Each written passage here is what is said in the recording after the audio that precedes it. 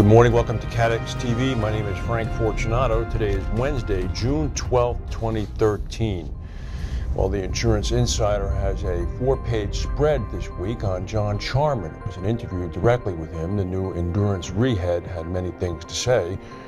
One of the big things that he said that's being quoted around the reinsurance press is that he is horrified by these broker facilities. He's launched a broad-range attack on the major facilities that the big three brokers have currently set up.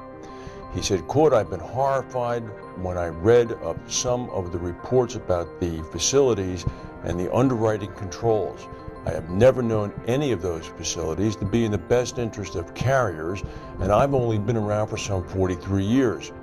John Charman slammed the arrangements as a short-sighted means of initiating fee-generated income and said that the idea that underwriters would be giving up their pen to a facility controlled by brokers was unthinkable." Mr. Charman is well known for his views on this, as well as his views that underwriting controls are increasingly lax in this time of abundant capacity. Endurance, he said, is going to be built into a very, very major player. Meanwhile, Aon Risk Services CEO Steve McGill is defending Aon's much-debated Berkshire Hathaway Aon facility, saying that the sidecar has shown a take-up rate by clients that is at 90% right now. He said that the partnership between Berkshire and Aon is good for the clients, good for Lloyd's, and good for all concerned.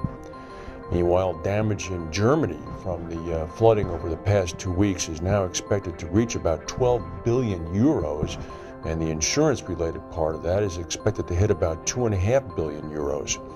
The cost is now estimated by Fitch Rating. The flooding has now finally apparently peaked, and the rivers are beginning to subside, if only a little bit. Meanwhile, in the United States today, an unusually strong line of thunderstorms could affect 1 in 5 Americans overall. Apparently, there's a big line of storms that range from Iowa to Maryland, packing hail, lightning, and tree-toppling winds. Meteorologists are warning of a continuous line of storms that might affect weather. The type of meteorological event is actually called a derecho. It's a major storm system that runs in a vertical line that is moving along, followed by oppressive heat. The severe weather risk in Chicago, Indianapolis, Cincinnati, and Columbus, Ohio is apparently 45 times higher today than normal. Meanwhile, in Istanbul, Turkey, after a day of chaotic clashes with police, Taksim Square in downtown Istanbul is quiet. Turkish Prime Minister Erdogan took the step yesterday of clearing the square out using tear gas, water cannons, and essentially riot police to push the thousands of protesters out. In Colorado Springs, Colorado now, 4 significant wildfires have joined into one, causing the evacuation of nearly 7,000 homes. According to a fire official, the fire is 0% contained as of this moment. Nelson Mandela remains in the hospital now for his 5th day.